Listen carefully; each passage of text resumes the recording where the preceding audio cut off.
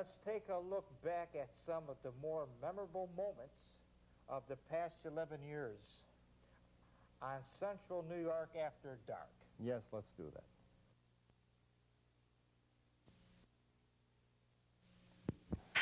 This is Larry King, and you're experiencing a Hammered production starring Marty Clark.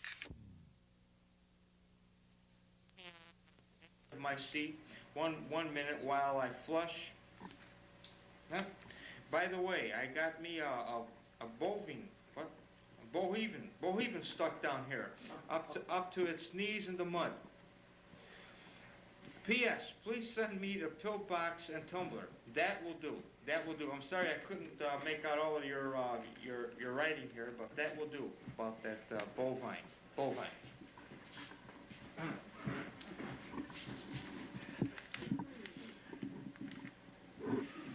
How do you want to get the bovine stuck out of the mud? Well, the best way to do that, if you have an old tractor or some old pickup truck on the farm, tie it around the animal's neck and put the vehicle in reverse, yank a couple times.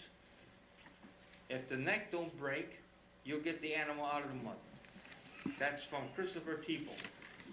My next letter comes from Willard Fitch. Bridgewater, New York. Bridgewater, New York. That's not far from here. Dear Marty, I got me a bovine, another one. What is this here with these people here, the animals? A bovine stuck up to its knees in mud. Please send me my protective gas mask hood. That will do. Looking at you, Willard Fitch. I'll do that. This is one hell of a coincidence. And I got the same message for you, Willard. Is to tie some kind of a vehicle with a heavy rope around the animal's neck and put the thing in reverse and yank and don't give up unless you hear a snap. If you hear a snap, it'll be the neck. And if the neck snaps, well, then you might just as well leave the damn animal there. It doesn't make any difference. Okay, that takes care of our fan mail. Now, my next guest is Gary Bogdan.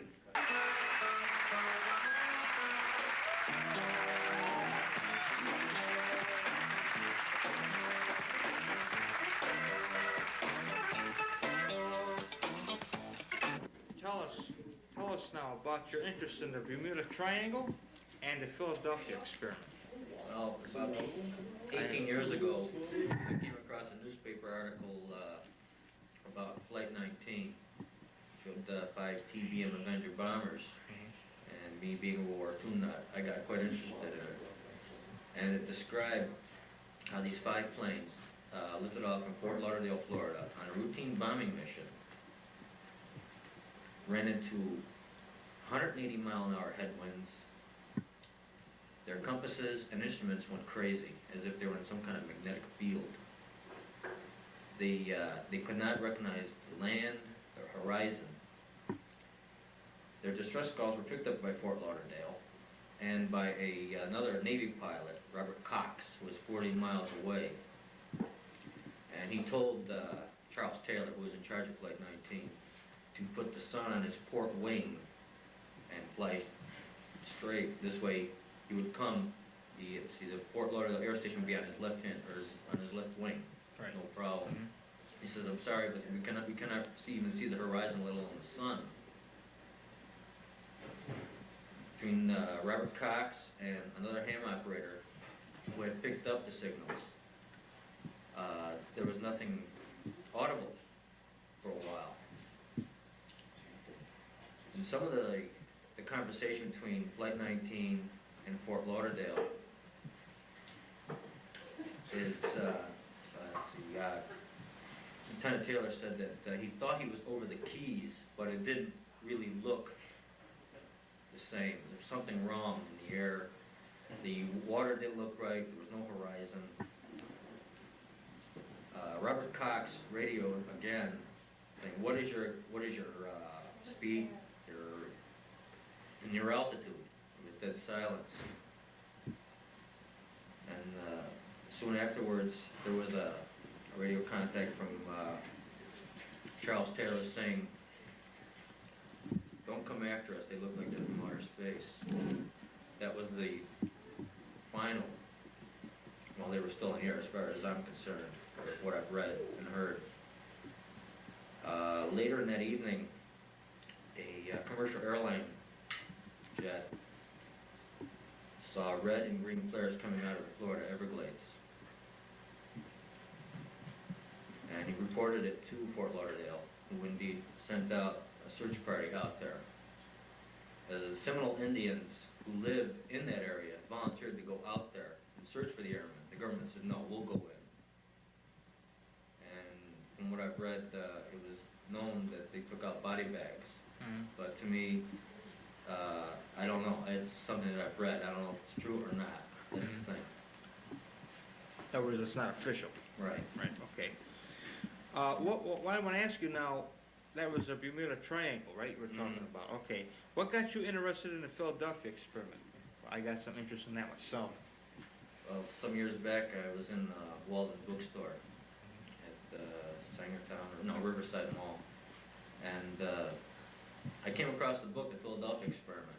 It sounded a little different, so I picked it up and I read the synopsis to it, and I took it home. I bought it, took it home, and I read it. Believe that we have this book right here. Yes, that's the one. Get this on camera, The Philadelphia Experiment. By Charles Bertlitz. Right.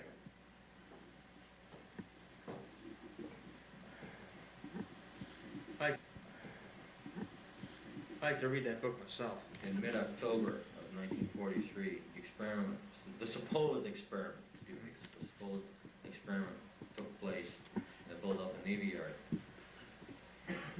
They took generators of certain magnitude and placed them one forward on the bow, one midships, which is more or less the center of the ship, the right side, far right side, and two on the stern of the destroyer escort. The other two ships, one port, one starboard, fed electrical current to the USS Eldridge. That was the name of the ship, USS Eldridge. They turned the machinery on, and the ship disappeared into like a green haze. And there was no radar contact. They had the sonar, the radar going on one of the other ships. It was gone. There was nothing there but just the water. And they stopped. They killed the generators. The ship came back, or the green haze. The green haze disappeared. And within 5 minutes, everything just stopped on board ship. Everyone just froze in their tracks. And everything started over, and the ship just literally vanished. There was nothing there but open water. The ship just literally vanished. There was nothing there but open water. Well, I want to ask you now another question. I'm sure that, personally myself, I want to know, and our viewers out there, how did the story of the Philadelphia break? In other words, who blew the whistle? Carl Allenade. He contacted a Dr. Morris Jessup through a letter and told him of the experiment and what was going on and what had happened to the men. And in a period of 5 years, Dr. Morris Jessup had acquired a lot of material on what happened. And he called Dr. Allenade and told him that he wanted to meet him this one particular night in October. Well, he never met Dr. Allenade that night. Something happened. I can figure his phone had been bugged by a person or persons unknown, abducted and taken to this park where he was supposedly committed suicide from carbon dioxide poisoning.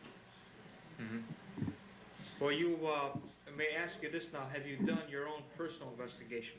No, I'm no investigator. Okay. In other words, you don't fear for your life? No. Just kidding. And I want to ask you, or mention this to you, I've read some about this, and I've read where scientists don't even want to discuss it. They don't even want to discuss it, right, because about the triangle. That they seems that scientists can't figure out something, they don't want to know anything about it. What they don't know, what they don't understand, they're afraid to talk about. Right, like ESP experiments like that. Something else too I want to ask you is, what about the alleged insanity by certain members of the crew of the Eldridge? Soon after the experiment, some of the crew suffered a mental breakdown where they had seen some of their comrades right after the experiment on the ship. They disappeared right before their eyes, right, just right before their eyes, and reappeared, disappeared, and it was just too much for them. Some died soon after the experiment. Yes. Others were kept in Bathsheba Naval Hospital in Norfolk, and they were kept there all through the Second World War, right through the end of the Second World War. This way they couldn't cause any grief for the U.S. government. But I can't see how they could use human beings like that instead of something, Right. remote control or otherwise. You got 40 men who no way they could ever lead normal lives again. Okay, now too, what was the results of the experiment? This is the climax of this whole conversation, I suppose, is what was the exact results of the experiment? In other words, exactly what did they accomplish? They accomplished in making the ship invisible to radar. That's what the whole thing was all about. But it worked for the ship. As far as the crew, it was a failure. Right. Second, I think we got a break. We can take a break now? Okay, we're taking a break, and we got a sponsor. We got a sponsor too. Okay, a new sponsor. Okay, we'll be right back.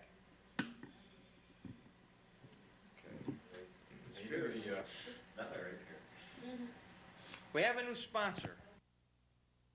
This is Walter, my cat, and this is the new. Watch him dig into this. Just watch him go. Yep, you can't. I tell you, cats. I'll eat your leg. There. New cat food, a new sponsor, and we're privileged to have this sponsor. That's a box of cat food, and look at old Walter go at that. Well, I tell you, this cat knows a good food. You already got anything to say? No, he's not much of a conversation, never was. Well, look at him go.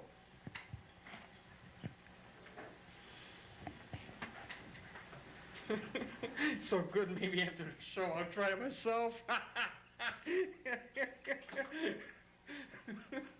Well, we'll be right back. Mr. Bogdan, this incredible conversation that we've had tonight, and a subject I've been interested in for some time. Do you have any closing comments? Yes, there's just one. This is from the book by Charles Bertlitz called Without a Trace. It's a picture of the DE-173 USS Eldridge, which was used in the Philadelphia experiment. Now, for all the people out there who are interested, I would highly recommend The Philadelphia Experiment by William Marty and Charles Bertlitz, Bermuda Triangle by Charles Bertlitz, and Without a Trace.